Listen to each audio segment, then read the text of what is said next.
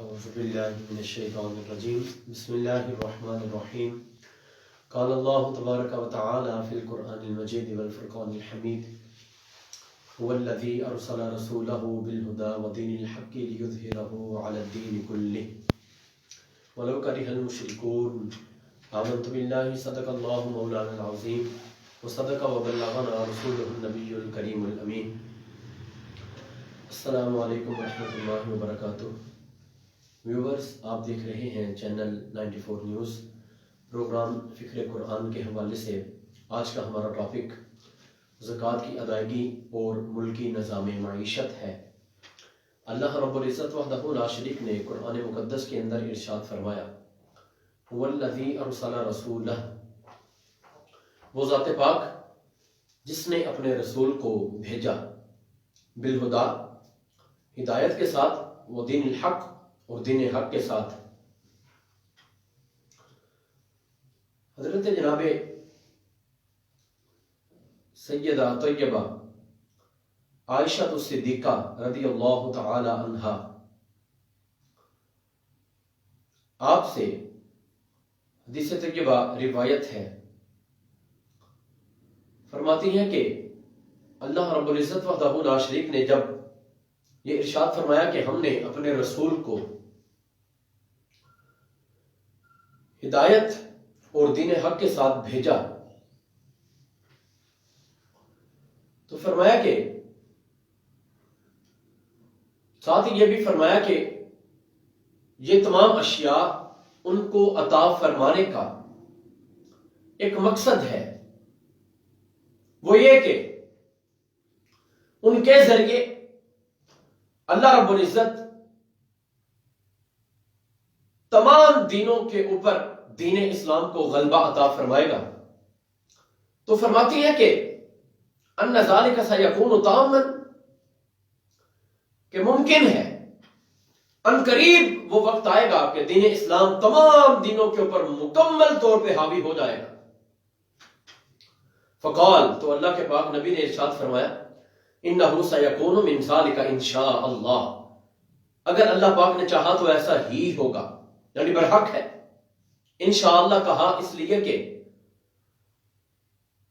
امت میں کوئی فرد اگر کوئی کام کرنے لگے بھلائی کا، نیکی کا، تقوی کا، حسن معاشرت کا، تو وہ اپنا کام کرنے کا ارادہ جب کر لے تو ساتھ انشاءاللہ بھی کہے کہ کل یہ کام کروں گا انشاءاللہ، ایک ماہ بعد، ایک سال بعد یہ کام کروں گا انشاءاللہ۔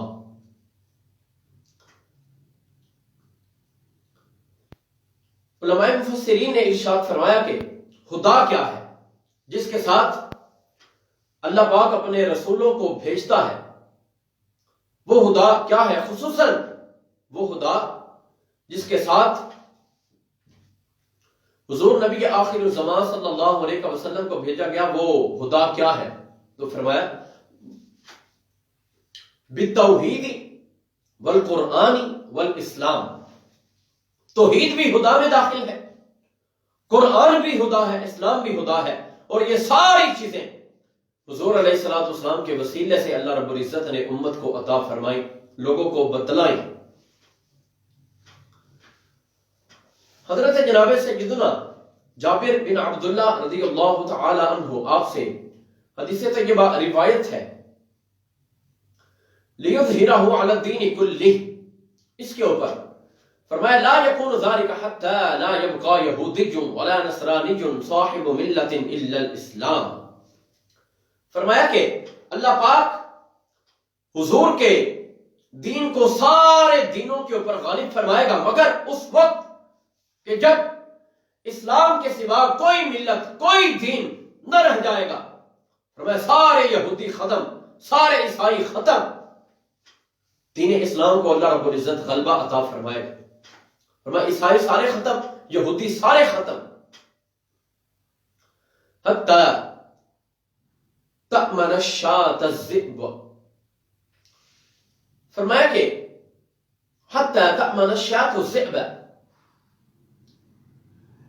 کہ بکری بھیڑیے سے امن میں ہو جائے گی، بھیڑیا بکری کے پاس ہوگا لیکن اسے کچھ نہ کہے گا، نقصان نہ پہنچائے گا، چیرے پھاڑے گا نہیں، حالانکہ درندہ ہے.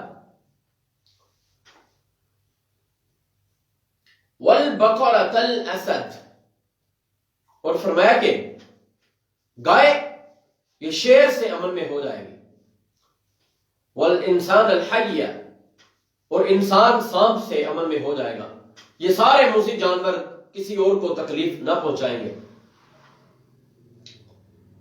وَحَتَّى تُودَعَ الْجِزْيَةَ، حتیٰ کہ ٹیکس ادا کیے جائیں گے. ہر کوئی دے گا کہ میرے ذمہ جزیہ ہے، ٹیکس ہے، فدیہ ہے. جو کوئی کسی کی ذات کے اوپر بنتا ہے وہ دے گا، اور اسی سے ملک کا امن و امان قائم رہتا ہے. جس کے ذمہ زکوٰۃ ہو وہ زکوٰۃ ادا کرے، جس نے ٹیکس دینا ہو وہ ٹیکسز کو ادا کرے. جب یہ تمام چیزیں اپنی رسپانسبلٹی سمجھ کے حکومتی خزانے کے اندر داخل کروا دی جائیں تو ملک کا نظام معیشت کافی حد تک اس سے بھی بہتر ہوتا ہے. اور جب غربت ختم ہو رہی ہو اور مہنگائی ختم ہو رہی ہو پھر بھی ملک کا نظام بہتر سے بہترین ہونے کی طرف جاتا ہے. لیکن جب ملک کے اندر مہنگائی ہو،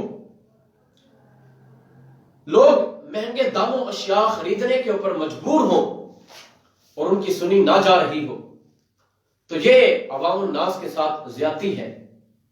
اس سے بچنا چاہیے، اجتناب کرنا چاہیے کہ ایک ایک منٹ اور سیکنڈ کے بارے پوچھا جائے گا کہ اے بندے تیری حکومت تھی اور تیری رعایا تھی، تو نے ان کے ساتھ کیا کیا؟ وہ بھوکے سوتے رہے، وہ بلکتے رہے، وہ تڑپتے رہے. یہ تمام اشیاء یہ بھی پوچھی جائیں گی. فرمایا وَيَكْسِرُ الصَّلِيبَ، فرمایا کہ حضرت عیسیٰ علیہ نبی جناب علیہ السلام جب تشریف لائیں گے صلیب کو توڑ دیں گے. آج عیسائی اپنے اپنے گرجا گھروں کے اندر بڑی بڑی صلیبیں لگا کے بیٹھے ہیں. وہ 25 دسمبر کو کرسمس ڈے اور میری کرسمس ان اشیاء کو مناتے بھی ہیں، لیکن حضرت عیسیٰ علیہ نبی جناب علیہ السلام کی تعلیمات کے اندر یہ اشیاء شامل نہیں ہیں. اور آپ جب تشریف لائیں گے اس صلیب کو توڑ دیں گے. وَيَقْتُلُ الْخِنْزِيرَ، اور خنزیر کو قتل کر دیں گے. یہ تمام اشیاء فرمایا جب یہ چیزیں ہو جائیں گی اللہ پاک دین اسلام کو غلبہ عطا فرمائے گا. حضرت عیسیٰ علیہ نبی جناب علیہ السلام کے ذریعے اور حضرت امام مہدی رضی اللہ تعالیٰ عنہ آپ کے ذریعے. اب فرمایا کہ سرکار کا دین سارے دینوں کے اوپر غالب. اب اللہ پاک نے فرمایا کہ یہ یہودی اور عیسائی یہ کیا کرتے ہیں؟ فرمایا یا ایھا الذین آمنو، اے ایمان والو یاد رکھو تم نے جو کلمہ پڑھ لیا، اب رب کا قرآن اللہ کا پاک کلام تمہیں خبر دے رہا ہے. اس کی طرف آؤ، ذرا سوچو، گہرائی کے اندر جاؤ کہ دنیا کے اندر کیا ہو رہا ہے، کیا معاملات ہیں. ان کثیرا من الاحبار والرہبان، فرمایا بہت سے بڑے بڑے احبار کہتے ہیں یہود کے علماء کو، یہودی علماء کو احبار کہا جاتا ہے. رہبان عیسائیوں کے علماء کو رہبان کہا جاتا ہے.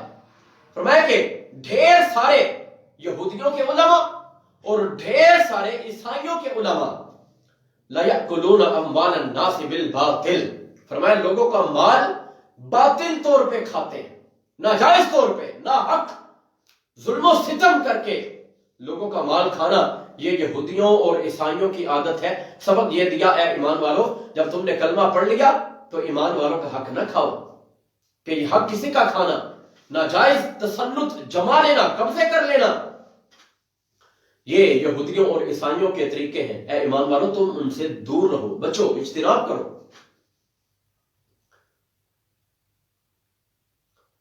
اب فرمایا لوگوں کے مال کھاتے ہیں ناجائز طریقے سے. فرمایا الاحبار یعنی علماء الیہود، یہودیوں کے علماء کو احبار کہا جاتا ہے، علماء النصارى عیسائیوں کے علماء کو رہبان کہا جاتا ہے. یہ لوگوں کے مال ناحق کھاتے ہیں. والباطل کتب کتبوها لم ينزلها اللہ تعالی فاکلوا بها الناس. فرمایا یہ باطل طور پہ کھانا کیا تھا؟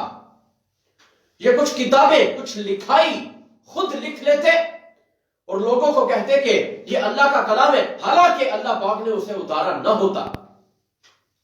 یہودیوں کے علماء بھی، عیسائیوں کے علماء بھی خود سے لکھ کے اپنی لکھائی کے اندر کچھ الفاظ، جملے، کلام لکھ کے بنا کے کوئی ایسے کوئی ٹاپک، کوئی عنوان، موضوع، مواد تیار کر کے یہ کہتے کہ اللہ رب العزت کی طرف سے ہے، رب کا حکم ہی یہ ہے۔ فرمایا حالانکہ اللہ رب العزت نے اسے نہ اتارا ہوتا، فَأَكَلُوا بِهَا النَّاسِ، فرمایا اب اس جھوٹ کے ذریعے لوگوں کو کھاتے، لوگوں کا مال ہڑپ کر جاتے، اپنی منمانی تمنا کے مطابق کلام بنا کے کہتے کہ لوگوں کا کلام نہیں، یہ اللہ کا کلام ہے، اور لوگوں کے سامنے پیش کر کے ان کو کھاتے، ان سے پیسے بٹورتے۔ اسی چیز کو اللہ پاک نے قرآن مقدس کے اندر بھی بیان فرمایا الذین یکتبون الکتاب بأیدیہم ثم یقولون هو من عند اللہ وما هو من عند اللہ، فرمایا وہ جو کتاب اپنے ہاتھوں سے لکھ لیتے ہیں، اپنے ہاتھوں کا لکھ کر یہ کہتے ہیں کہ یہ اللہ تعالی کی طرف سے ہے، فرمایا وہ اللہ تعالیٰ کی طرف سے نہیں ہے، رب تعالیٰ نے رد کر دیا، انکار کر دیا۔ قرآن مقدس کے اندر کئی مقامات کے اوپر اللہ پاک نے یہودیوں اور عیسائیوں کا رد فرمایا۔ اس دور کے اندر بھی ضروری ہے، خصوصاً جبکہ یہودی سازشیں کر رہے ہیں دجال کی آمد کے حوالے سے اپنا کوئی مسیحا لانے کی، بیت المقدس مسجد اقصی کو اپنے کسی کلیسا گرجا گھر کے اندر تبدیل کرنے کی۔ اب فرمایا کہ ان کا ایک اور بھی طریقہ ہے، وَيَصُدُّونَ عَن سَبِيلِ اللَّهِ، اور اللہ کے راستے سے روکتے ہیں، ناجائز طور پہ لوگوں کے مال بھی کھاتے ہیں اور اللہ رب العزت کے راستے سے روکتے بھی ہیں کہ رب کے راستے کے اوپر نہ چلو۔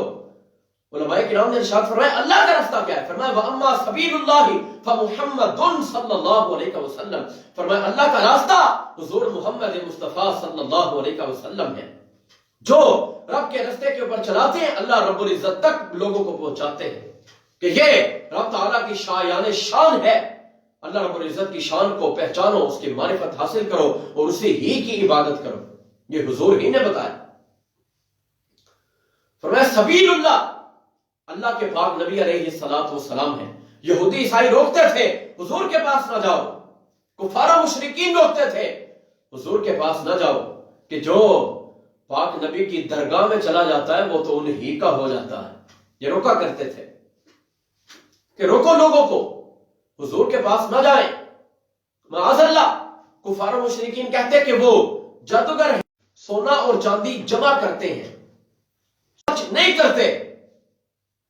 انہی کے بارے میں بتایا گیا صدقات کی صورت میں، صدقات و خیرات کی صورت میں ادا نہ کرے گا، اس کے لیے دردناک عذاب ہے۔ اللہ رب العزت کا حصہ نکالنا چاہیے، خصوصاً زکوٰۃ جو فرض ہے اس کی ادائیگی نہ ہوئی تو دردناک عذاب ہے۔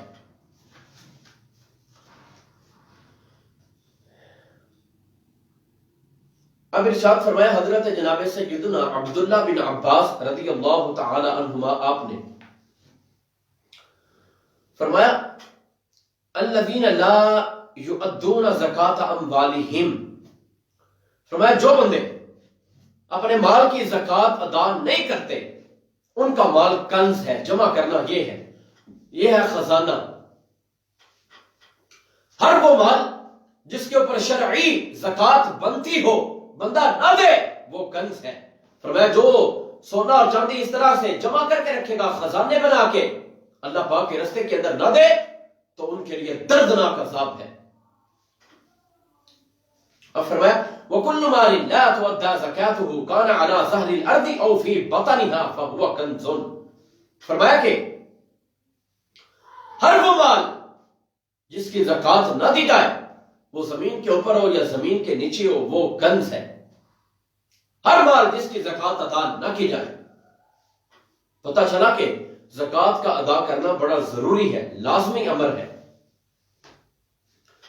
حضرت جناب عبداللہ بن عمر رضی اللہ تعالی عنہما، آپ نے ارشاد فرمایا کہ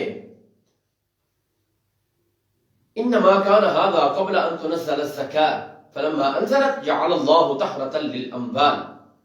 فرمایا کہ زکوٰۃ کی ادائیگی سے پہلے پہلے یہ احکامات ہوتے تھے.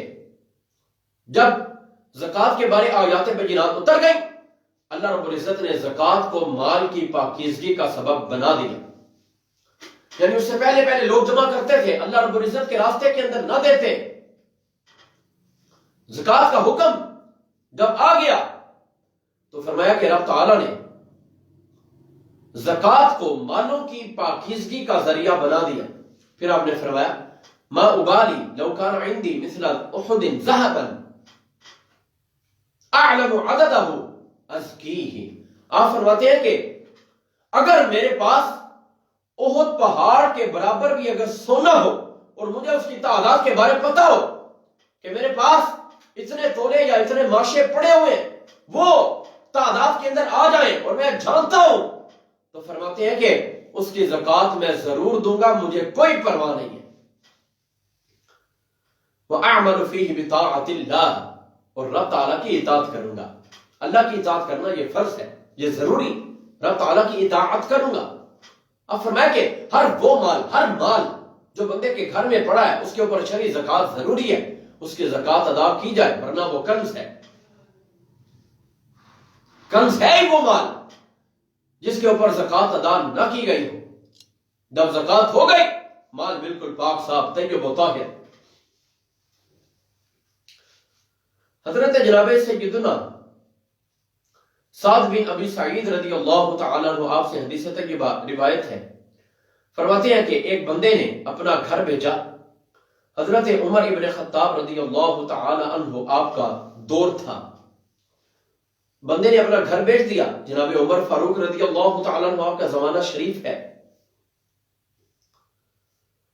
اب حضرت جناب عمر نے اس بندے کو ارشاد فرمایا کہ آپ اپنے گھر کے اندر جہاں پہ آپ کی خاتون کا بستر ہے اس کے نیچے یہ رقم رکھ دیں، محفوظ کر دیں. آپ نے گھر بیچ دیا، وہ رقم آپ وہاں پہ سیو کر دیں، محفوظ کر دیں.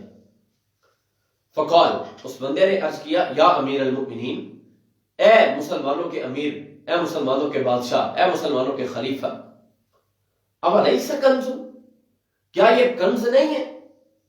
یعنی کنز وہ خزانہ جو زمین کے اندر داخل ہو، کیا یہ کنز نہیں ہے؟ قال لیس بکنز ما ادى زکاتہ، فرمایا کہ ہر وہ مال جس کی زکوٰۃ ادا کر دی جائے نا وہ کنز نہیں ہے. آپ تو زکوٰۃ ادا کرنے کے قائل ہیں. ہر وہ مال جس کی زکوٰۃ ادا کر دی جائے وہ کنز نہیں ہے.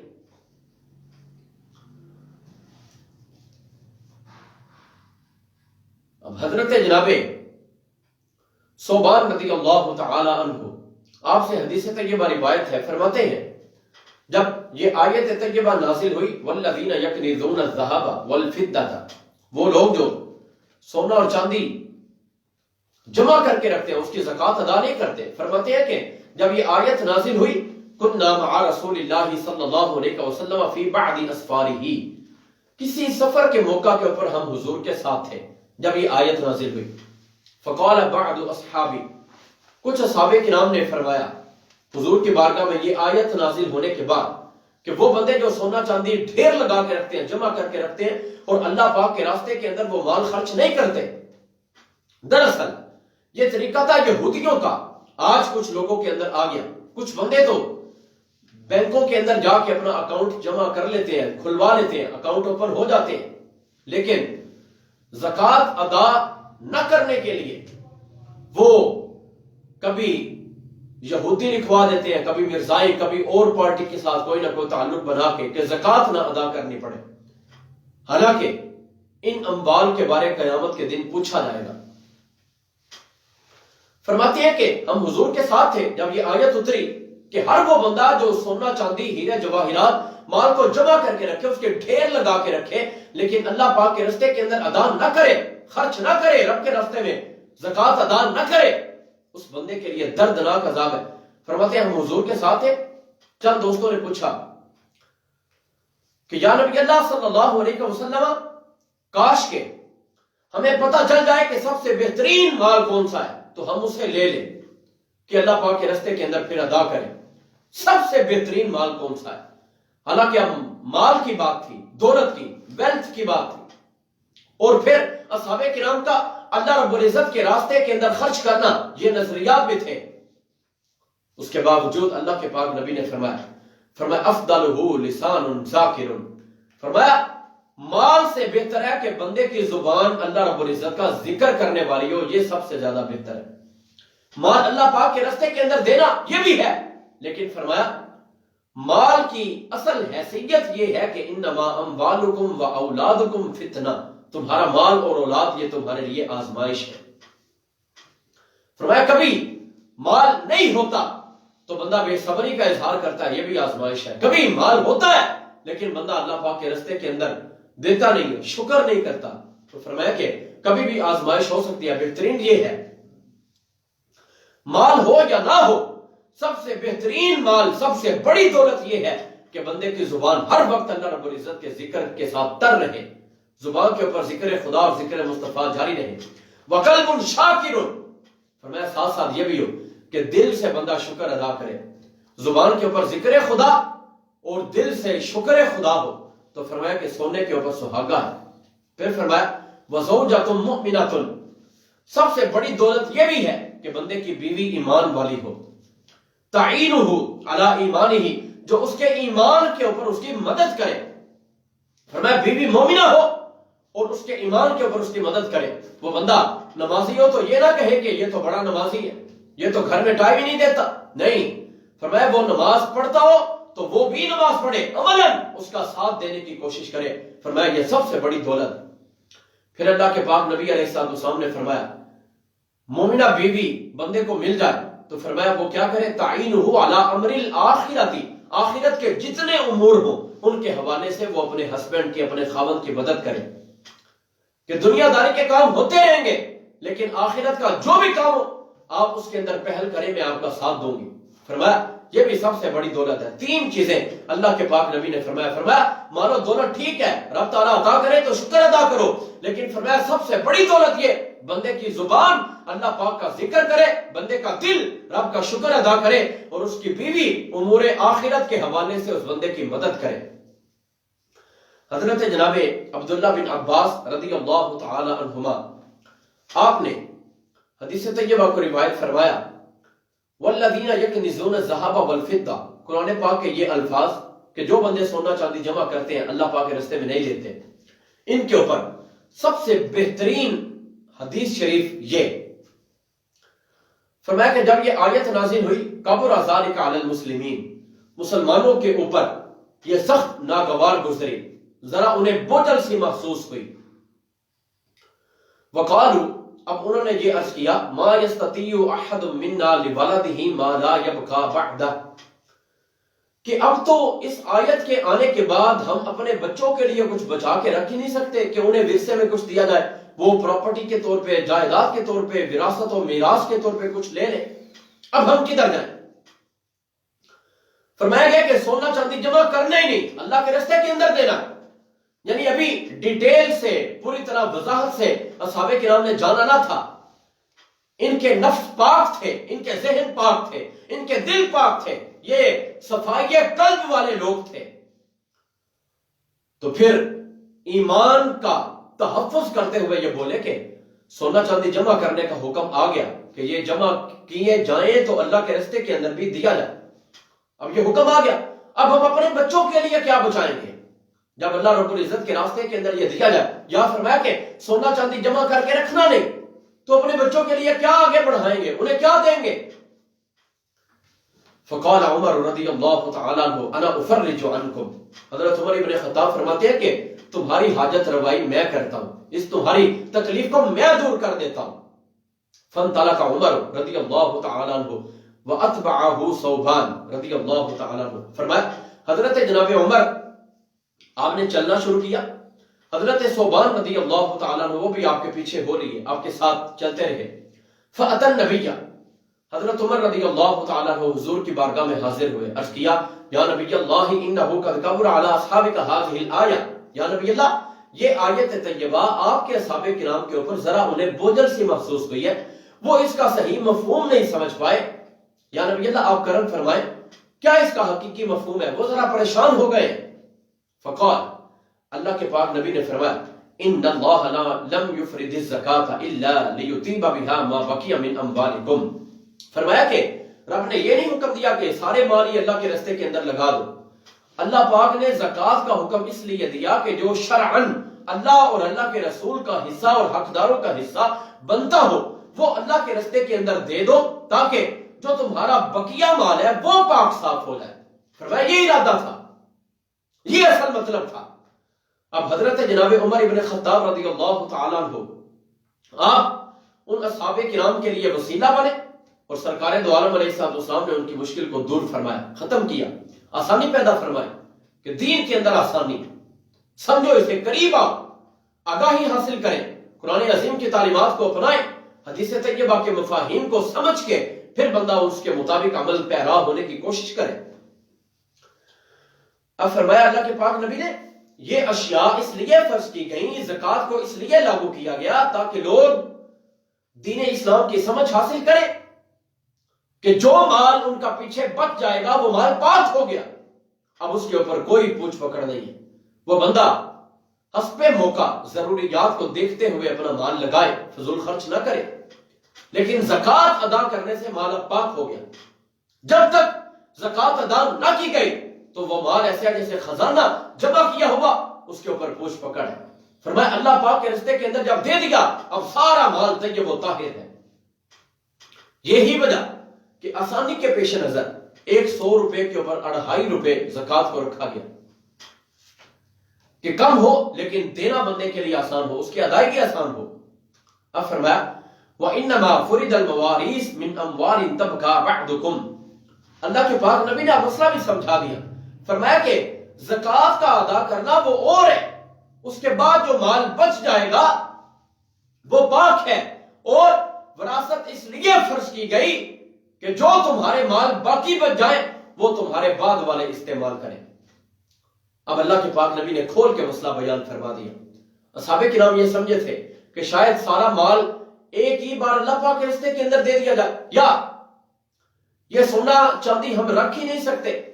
فرمایا نہیں، مطلب یہ ہے کہ جتنی یہ قیمت بنے اس میں سے 100 کے حساب سے 2.5 روپے لگا کے اللہ رب العزت کے راستے کے اندر دینا یہ تمہارا حق ہے، یہ جب ادا کر لو باقی مال تمہارا پاک ہے، ضروریات زندگی کے اندر بھی صرف کرو، اور جو کچھ جائیداد پراپرٹی بن جائے وہ تمہارے بعد والوں کے لیے میراث کی طور پہ ان تک منتقل ہو جائے گی۔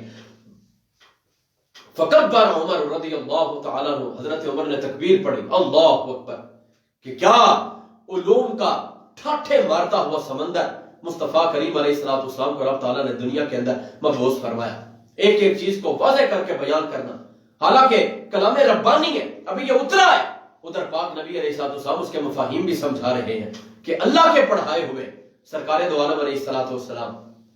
اب فرمایا ثم قال له النبی صلی اللہ علیہ وسلم، پھر اللہ کے پاک نبی نے فرمایا اے جناب عمر الا اخبرک بخیر ما یکنز المرء، فرمایا سب سے بہترین خزانہ نہ میں بتاؤں کہ جو مرد جمع کر کے رکھے، سب سے بڑا خزانہ۔ فرمایا المرأة الصالحہ، نیک خاتون، التي اذا نظر الیہا سرته، فرمایا ایسی نیک خاتون کہ جب بندہ اس کی طرف دیکھے تو خوش ہو جائے کہ یہ جب بھی بولتی ہے زبان سے اللہ کا ذکر کرتی ہے، یہ جب بھی ذرا تنگی کا زمانہ آ جائے تو صبر و شکر کرتی ہے، جب خوشحالی کا وقت آئے رب تعالیٰ کی تعریفیں بیان کرتی ہے۔ وَإِذَا أَمَرَهَا أَطَاعَتْهُ، جب خاوند اسے کوئی حکم دے تو وہ اطاعت کرے، جبکہ وہ حکم نیکی کا ہو، نافرمانی کا حکم نہ ہو، تو فرمایا کہ وہ اطاعت کو بجا لائے۔ وَإِذَا غَابَ عَنْهَا حَفِظَتْهُ، اور جب فرمایا کہ وہ مرد گھر سے اس کی نظروں سے ذرا اجل ہو جائے، اپنے کام کے اوپر چلا جائے، وہ گھر کے اندر اکیلی ہو، اپنی پاک دامنی اپنی عفت کی حفاظت کرے۔ فرمایا یہ سب سے بڑا خزانہ بندے کے پاس، دنیا داری کا ایک نظام بھی سمجھایا لیکن بہترین خزانہ بھی پاک نبی علیہ السلام نے بتایا کہ یہ وہ اشیاء ہیں جنہیں کرنے کی ضرورت ہے۔ حضرت جناب ضحاک رضی اللہ تعالیٰ عنہ عظیم الشان مفسر قرآن ہے، فرماتے ہیں کہ پوچھا گیا کہ ہم اہل الکتاب، وہ جو سونا چاندی جمع کر کے رکھتے تھے وہ کون تھے؟ تو فرمایا کہ وہ اہل کتاب ہے، یہودی عیسائی۔ زیادہ طریقہ ان کا تھا، روپے پیسے سے محبت انہیں تھی، یہ اپنی کتابوں کے احکامات بدل دیتے ہیں، بدل کے کہتے ہیں کہ رب کا کلام ہے، حالانکہ اللہ پاک نے فرمایا کہ ما ہوا من عند اللہ، یہ اللہ کا کلام نہیں ہے، لیکن یہ کہتے ہیں کہ یہ اللہ کا کلام ہے۔ پھر فرماتے ہیں ہی خاصۃ و عامۃ، یہ ہر خاص و عام کے لیے ہے۔ پہلے فرمایا کہ ان کا طریقہ تھا، اب فرمایا جب آیت قرآن مقدس کے اندر آ گئی، اب ہر خاص اور عام کے لیے حکم ہے۔ جس کے پاس بھی اسباب ہو، ذرائع ہو، 7.5 تولے سونا موجود ہو، زکوٰۃ فرض ہے، 52 تولے چاندی موجود ہو، زکوٰۃ فرض ہے، جو کہ ضروریات زندگی سے اضافی ہو، بندے کے رہن سہن کے کپڑے، جہاد کرنے کے لیے اس کی سواریاں، ہتھیار، اوزار، گھر والوں کے کپڑے، خاندان کے دیگر ضروریات زندگی کی اشیاء، ان تمام چیزوں سے ہٹ کے اگر یہ اشیاء بندے کے پاس موجود ہوں یا اتنی رقم ہو جو سونے کے سلیبس کو پورا کرے یا چاندی کے نصاب تک پہنچ جائے، تو فرمایا کہ اس وقت بندے کی ذات کے اوپر زکوٰۃ واجب ہو جاتی ہے، ضروری ہو جاتی ہے، اور یہ مسئلہ ہر بندے کے لیے کسی بندے کے لیے الگ نہیں ہے۔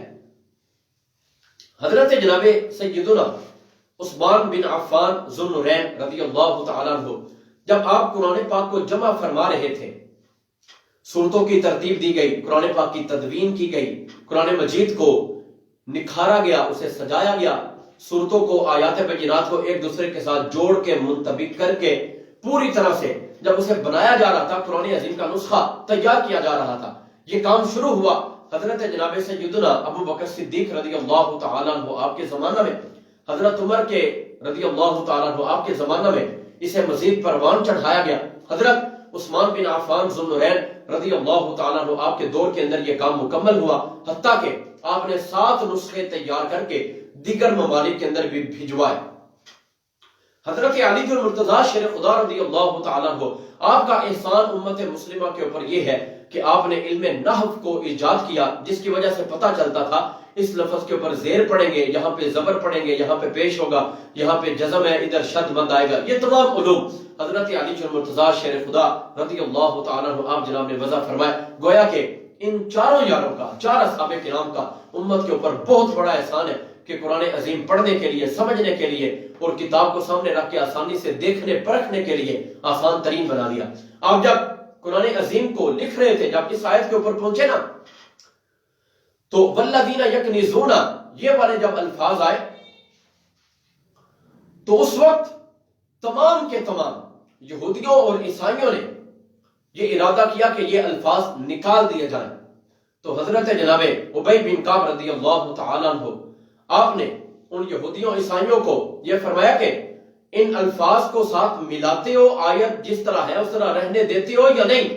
اگر رہنے دو گے تو تمہارا بھلا ہے، اور اگر نہ رہنے دو گے، اسے مٹانے کی کوشش کرو گے جیسے تم نے تورات، زبور، انجیل کو مٹایا، اگر ان الفاظ کو جو کہ تمہارے عیبوں کو کھولتی ہیں، جو یہودیوں اور عیسائیوں کی اصلیت کو ثابت کرتی ہیں، اگر ان آیات بینات کو بدلنے کی کوشش کرو گے تو میری تلوار میرے کندھے سے ہٹ جائے گی اور ہاتھ کے اندر آئے گی، پھر میری تلوار ہوگی میرے ہاتھ کے اندر اور تمہارے سر ہوں گے اور میں الگ کرتا چلا جاؤں گا۔ پھر ان لوگوں نے اس ڈر کی وجہ سے آیت طیبہ کو ساتھ لکھا۔ یہ شان و شوکت پاک نبی علیہ السلام کے اصحاب کرام کی کہ حضور علیہ السلام کے صحابہ کرام رضوان اللہ علیہم اجمعین انہوں نے اس چیز کے اوپر پہرا دیا۔ ہمیں بھی حکم یہی ہے کہ زکوٰۃ کی ادائیگی کو ضروری بنایا جائے، جب جب زکوٰۃ کی ادائیگی ہوتی رہے، جتنے لوگوں کے ذمہ میں ٹیکسز کا ادا کرنا ہے وہ ٹیکس ادا کریں، جن کے ذمہ جزیے ہیں، جن کے ذمہ دیگر امان وغیرہ کوئی زمان ہو وہ لوگ دیتے رہیں، اور ادھر حکمران بھی نیک ہو، اچھا ہو، وہ اپنی رعایا کو آسان ریٹ کے اوپر، مناسب قیمتوں کے اوپر اشیاء کو فروخت کرے، تو ملک کی معیشت کبھی بھی گرتی نہیں ہے، بلکہ وہ دن بدن عروج کی جانب رواں دواں رہتی ہے۔ اللہ رب العزت وحدہ لا شریک ہم سب کو توفیق عمل عطا فرمائے، آمین وما توفیقی الا باللہ۔